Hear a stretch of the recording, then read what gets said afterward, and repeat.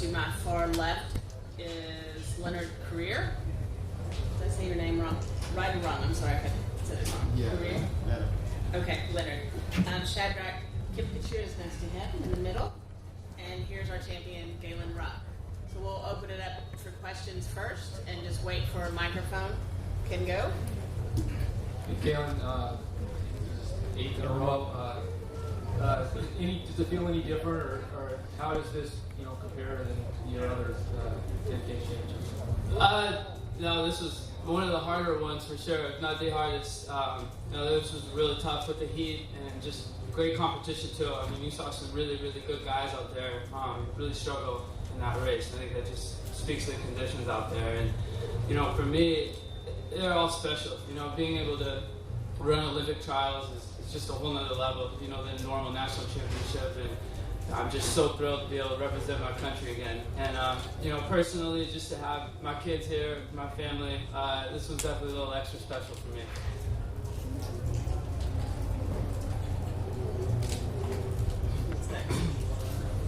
Galen, what's going through your head, or what's it feel like to come into the final 200 and know you have that kick in the system and you're going to unleash it? It was tough. It wasn't easy, definitely. I was pushing pretty hard, and I made a couple surges, between 1200 and about 5 or 6 laps to go, just kind of testing out Shadrach, and he was always right on me. He covered everything so well and was right there that I knew it was going to be a real battle at the end. And so, I really, with a couple laps to go, was more mentally kind of gearing up for a big finish because, I hoped to break away. I didn't, and so I knew I was going to have a real tough last couple laps on my hands, and he made it tough. Chris. Can you talk about the race plan? It looks like a fartlek out there. Yeah. I definitely came in, planning to surge. I didn't want to make it easy out there. I've been doing a lot of stuff in the heat, really just not only getting ready for Rio down the road, but, just knowing that it was going to be pretty warm here, especially given that the race was running at, 6:15 or 6:20, whenever it was. I knew it was going to be hot, so, I wanted to make it a tough race, and I definitely planned on surging coming in. I didn't really know when or have like an exact, formula that I was going to go for 800 or 400. It was just kind of on field, but I knew I wanted to keep surging. And, the first time I went, I got a little bit of a gap, and so, I knew that I had a decent shot at pulling away, but the second time, there were definitely guys that went with me, and so, I just knew I had to try to stay as relaxed as possible and just keep pushing. At a certain point, you can surge a little bit, but you got to be ready for a finish because that these guys they're good. They're tough. So really, just trying to stay as relaxed as I could and just make it tough. Hi, Graham. First of all, congratulations. Not to put you on the spot so close to the race, but what are your plans for Rio? Are you going to try to do both? Have you even thought about that yet? I'm keeping my options open. I think definitely the 10K. I plan on coming back in the 5, for sure. So, I'm going to run the prelim and definitely run the final, if I make the final. And so, the plan is really to come back in the 5, and then I'm just keeping my options open really at this point. I don't know if I run really well in the 5, it's a possibility. It's not out of the question. So, I'm really just trying to take it one race at a time at this point, and looking forward to coming back in the 5. Dave Hunter. If you qualified in the 5, so that you qualified to run 3 races in Rio, would you do that? Probably not. I'm gonna have to pick 2. I think that it definitely, doubling whether it's a 10K in the marathon, 10K in the 5K. I mean, that's a huge ask in and of itself. And then I think to try to do 3 would just be way too much. So, right now it's just I want to see how my speed's coming along, and so. That's just coming back in the 5K. If I run really well, I'm not ruling it out for sure. So, I'll definitely have a decision on my hands after that, and that's a big if, assuming the 5 goes really well. So, right now, I'm just, it's all about rest and recovery and getting ready to come back in a couple days. Galen, were you surprised by how closely Bernard got kind of stuck with the front of the pack at first? No, not at all. I mean, Bernard this isn't his first rodeo. He's just such a seasoned veteran, and he knows what he's doing out there. And so, I expect him to be there the whole way. He always runs really, really well. He's been so consistent over the years, and So I knew he was going to be up there, and he going to give it all he had to make this Olympic team. And I think he's still. I assume he's coming back in the 5K too, and he'll be ready to go there. He's not going out without a fight. Hang on 1 second. Hi, Galen, 2 questions. You said after you made that first surge, you felt like good enough where you felt like you could pull away and you dropped everybody. So why'd you slow down and let Ramos back in it rather than just kind of keep going? And then the other thing is, can you talk about the athletic tape you have on your arms and legs? I've seen it on sprinters, but I think it's the first time we've seen it with distance runners. Yeah, so I think that I didn't want to go too soon. Anytime you surge, and if you just keep pushing, you run the risk of doing a little too much, and sometimes you can tire yourself out more.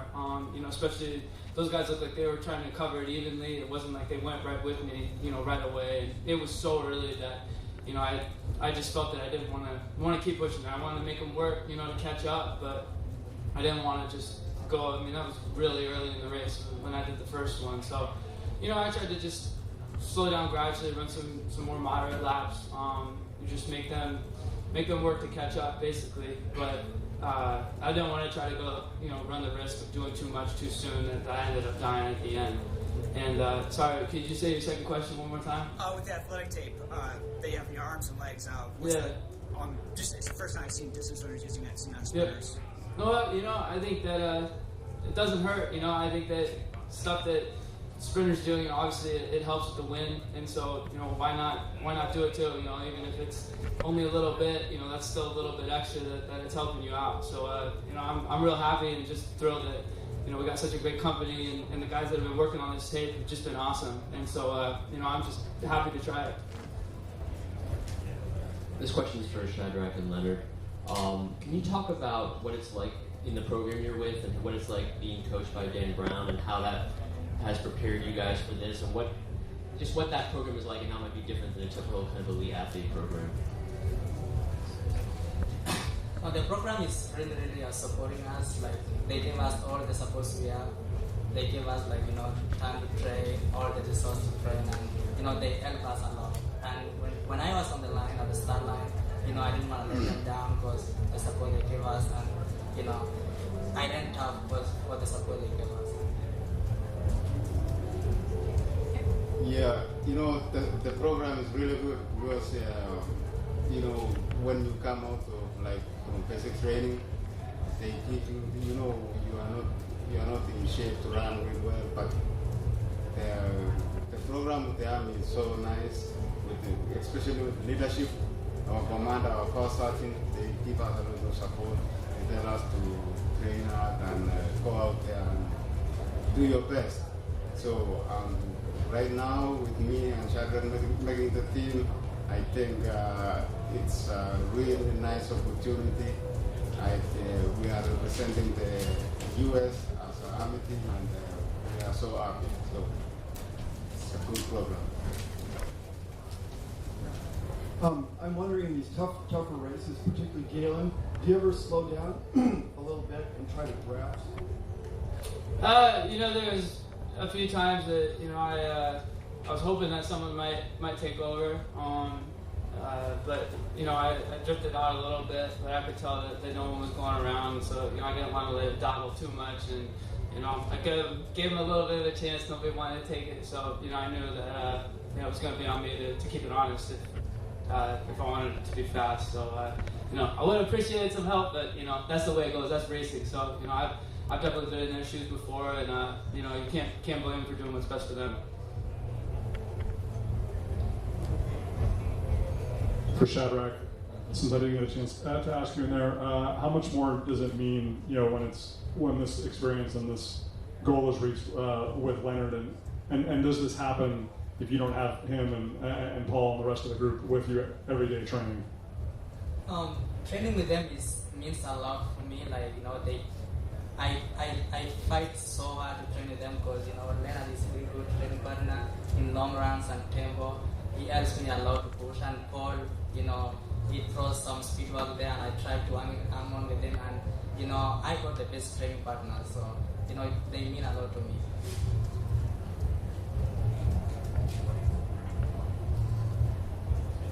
Galen, Going forward, let's say you are in the marathon and the 10K, how will training for those two, how will you manage that and how does that work? And then come August, how do you think running in both of those races will affect each other? Well, you know, it's been tough. You know, obviously I've been doing some longer stuff, just getting ready for, you know, if I do run the marathon. So we ride a fine line. You know, you're doing a lot of miles, a lot of long, hard runs, and it's hard to recover from. You know, it's really hard to do that, come back and do the speed work, and so, you know, it's been a little bit of a learning process. Sometimes just coming back too soon, I'll just be dead. I can't hit workouts, and so, you know, we're always kind of adjusting and figuring out, and just realizing, I think, that sometimes I need to take some more easy days between workouts, because we ride a fine line, and sometimes I do probably go over it, and I do a little bit too much, and then we really gotta back off and rest. And you know, the last couple of weeks I've been feeling pretty tired, but I had some great training, and I knew that a lot of it was just from the workload that I was doing, and you know, we just had to go on kind of a crash course and rest. Really just taking some easy days this week and just dropped my mileage a ton. And so you know, I've been coming out of it and feeling good, but I think really it's just about finding that balance, you know, between how much speed work I can handle and how much of the long stuff, and getting the recovery right in between, where I'm not trying to cram too much in and it ends up tiring me out. You guys, 2 more questions, guys. Yeah, question for Leonard. You were not always up front. You were in the middle, behind quite a few guys. What did you do to motivate yourself to keep going and hope that you could catch into third? You know what? You know, with my training with the army, they have been always telling me, we usually say, don't give up. And when I saw those guys, I think there were 3 guys in front, and I was going running with Asanmi. I told myself, don't worry. We still have, I think we still had like almost like 8 laps to go. I was telling myself, don't worry, keep trying, keep going, you will feel good. And with like a mile to go, I felt really good. And I saw I was in a position to go for that sport. So when that opportunity presented itself, I told myself, you know what, right, this is the time now to keep pushing and working hard. And at the end, I was so happy I was able to get there. When did you move into third? Do you remember? I remember with, I think it was with 6 laps to go. I was running right beside Hassan me, and I was telling myself, you know what, you never know. Maybe this is your day, this is your time to make the team. I was just telling myself, just be patient and wait for the opportunity to present itself. And at the end of the day, I saw myself getting that sport, and I'm so happy. Last question, guys. Please. This for Galen. Hi, Galen. I'm Eric. I write for the Hispanic community here in the States and Latin America. And most of them, I mean, they see you and they're really impressed with your performance every time. What advice would you give them for them to keep them motivated and to reach a goal that they could be happy with? Well, I think, you know, anytime you set a goal, it's just about staying driven and totally committed to achieving that. You know, it's not going to be easy, and there's always going to be bumps, you know, along the way. But for me personally, you know, my running, it's really just been about taking a really long-term approach and just incrementally trying to add more and more things, whether that's volume or intensity in workouts. And you know, I still vividly remember sitting down in high school with my coach Alberto Salazar and having him tell me, you know, we're going to be really smart with you.